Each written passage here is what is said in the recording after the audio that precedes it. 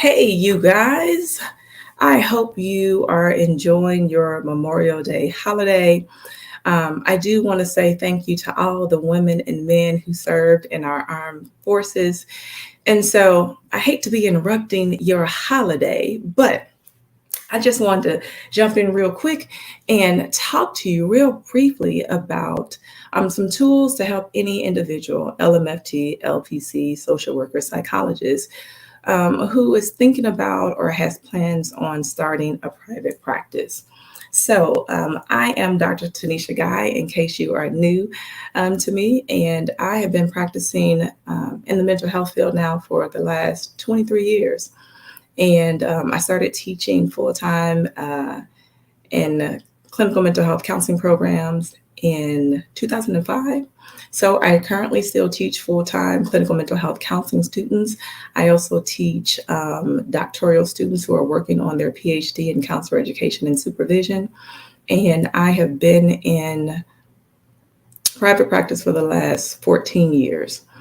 So, real quick and briefly, I want to talk about some tools that you need to start a private practice. So, I am a LPCS supervisor in the state of Texas, and I often get this question from either my associates or my graduate students about what are the benefits of starting private practice. So, let me first say, private practice is not for everybody. And so it can be extremely rewarding, but it's some hard work. And so at the end of the day, everybody is not going to want to be in private practice, and that's fine. But for those of you who do want to go into private practice, or you're still on the fence and you kind of have some questions, what are some of the benefits of being in private practice? So I would first have to start with autonomy. So in private practice, you have all the autonomy in the world. You get to dictate how your practice functions, what goes on in your practice, and um, if you're like me, I've had some encounters previously working for other agencies and psychiatric facilities where some of their practices were just questionable and they didn't line up with my professional code of ethics or even my personal code of ethics for that matter.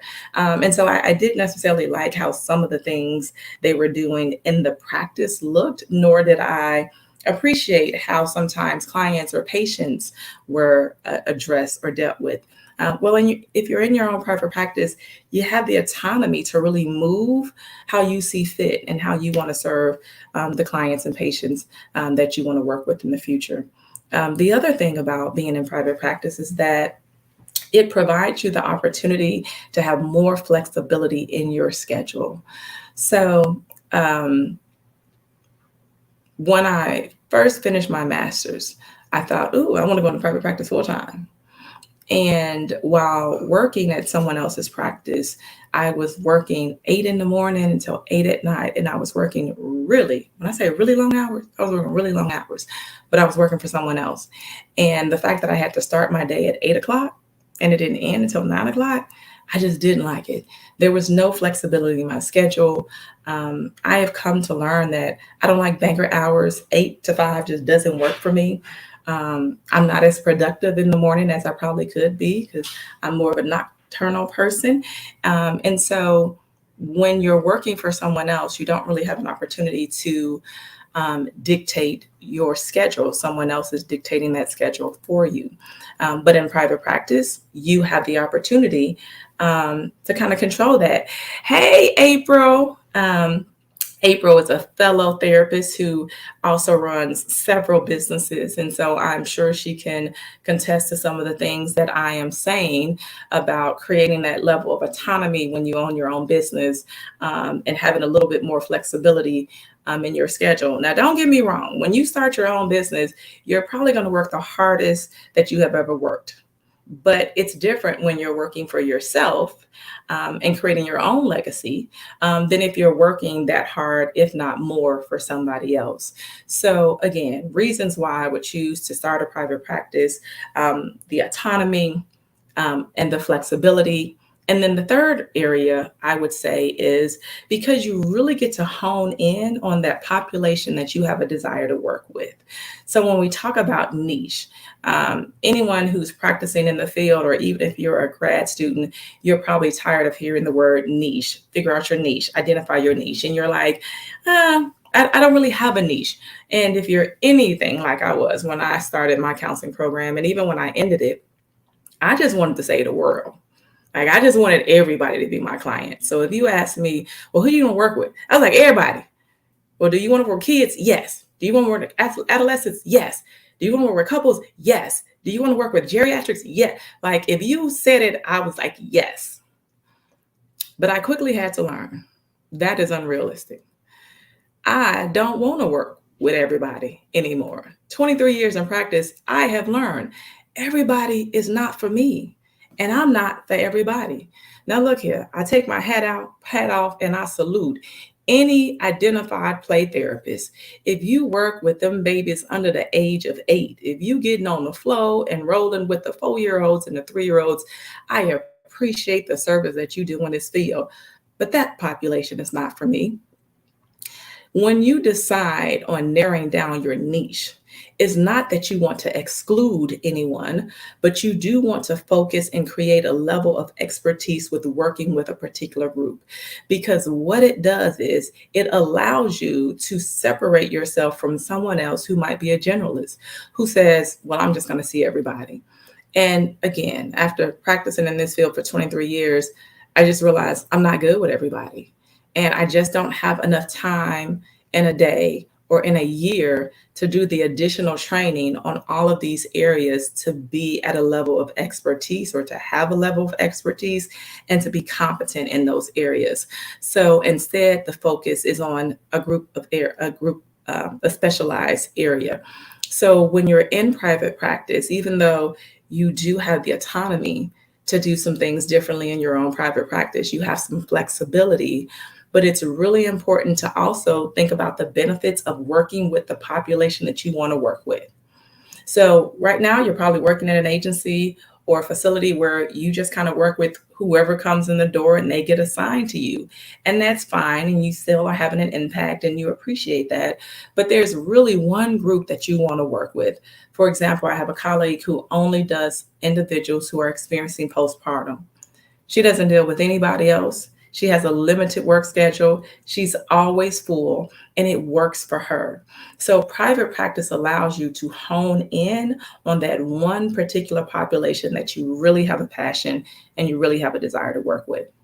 So that is probably, those are probably the top 3 reasons why I think there are benefits to being in private practice. Now, there are so many other, but I don't have any time to talk about that today, and I'll talk about that another time.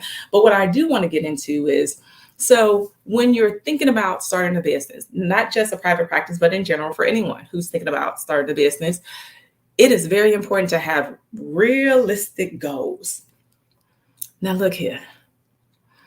If you're working somewhere for somebody else and you're making $50,000 a year and you have a desire to start a private practice, please don't think you're going to quit your job today, start your private practice tomorrow, and in a week you'll be making $50,000. It just doesn't work that way. And so in order to sustain a business, you have to set measurable, realistic goals. And sometimes that can be difficult, especially when you're coming from the clinical field to the business side.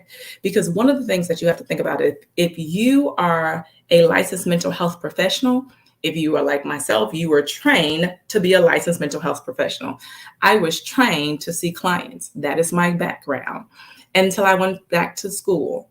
And then when I went back to school, I got an additional degree in a different area, which provided me some training in a whole nother completely different area. But if you're coming from the clinical world, you think like that of the clinician. So social workers think like social workers, LMFTs think like marriage and family therapists, psychologists think like psychologists, and professional counselors think like professional counselors. Well, why am I saying that? I'm saying all that to say sometimes our expectations are unrealistic when it comes to what it is that we want to do in business because we don't understand business. Now, if you have already had a business previously, great. This is going to make this process so much easier for you. But if you're like the average mental health professional, you're coming from a background and being trained as a clinician and you have no experience in business, this transition is going to be a little bit more challenging. And so setting realistic goals is going to be important. So here are some things to help you set these more realistic goals. So I'm going to start off with creating a business plan. Again, this is not specific to someone who is starting a practice, but because I'm talking about starting a private practice, this is what we're referencing. But for anyone who's starting any type of business, I would start with a business plan. Now, don't get me wrong. You can have a private practice or any business for that matter and not have a business plan and still be successful. But what we do know, and it's documented in the literature and research, is that companies and businesses that started with a business plan are 40% more likely to be successful and succeed and exceed that 5-year in business. So if you're looking for longevity and sustainability, start off with a blueprint, right? The goal is to go into this process and to set yourself up for success and not failure. And one of the ways that you can do that is by creating a business plan. So what are some things that should go in your business plan? Maybe you've never created a business plan before. Maybe you don't even know what a business plan looks like. Not a problem. Things that should go in your business plan. You should have your financial reports in your business plan. Now, because I am a licensed professional counselor, I didn't have a lot of training in math. I had some statistics classes and oh my goodness, they were the worst. Because for me, sometimes the math just don't be math and when I have to deal with numbers. But when you are in business, you can't escape dealing with the finances. And so you really have to sit down and create a concrete plan of what that is going to look like, especially if you want to be successful. So for example, setting up your practice, you want to think about what kind of practice is this going to be? Do I want to have a cash practice, which is fine? Am I going to accept insurance? That's also fine. Am I going to have a sliding scale? All right. Am I going to offer reduced rates? Is it going to be a training site? These are some things that you need to take into consideration even before your business has been developed, because this ties into the financial report and how your business is going to succeed or move forward. The other thing that you want to think about when you're looking at your business plan is who is your target audience? Now, going back to that whole niche area, this is crucial.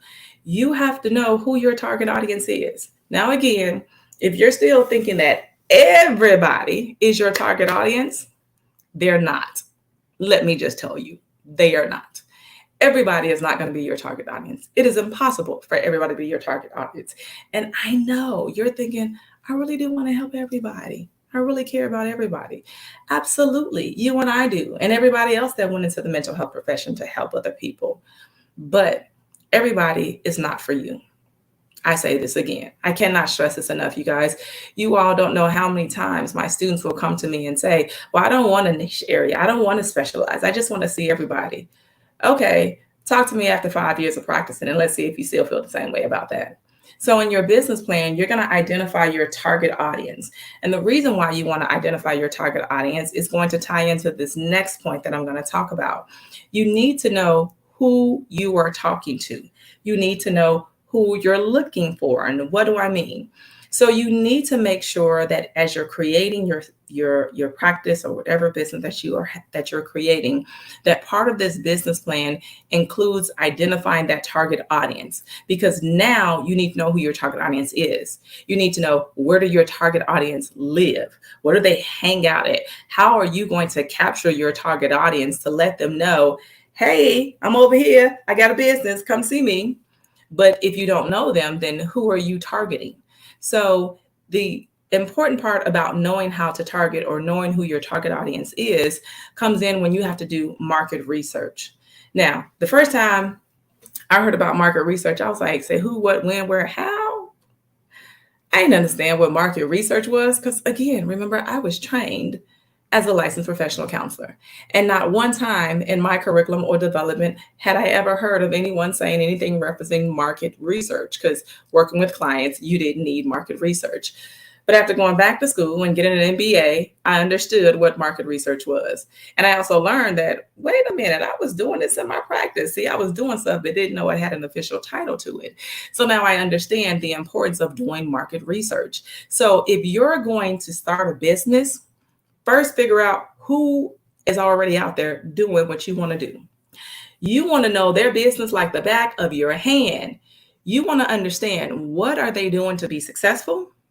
But also, what are they doing that's preventing them from being more successful?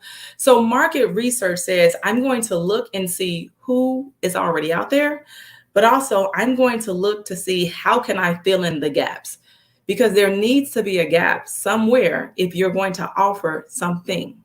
So if I'm offering something, and in this particular case, you are offering something. Your services is what you're offering.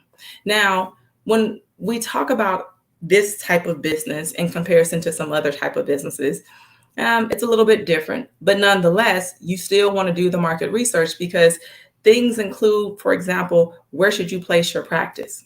That's going to be important. Is it accessible to people?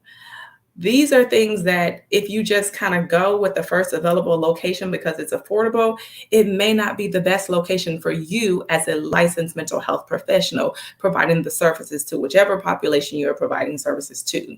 So as you're doing your market research, you might also learn that this is a particular group that's in need of services, but I'm also passionate about this group. That may help you narrow down and identify what your niche is going to be.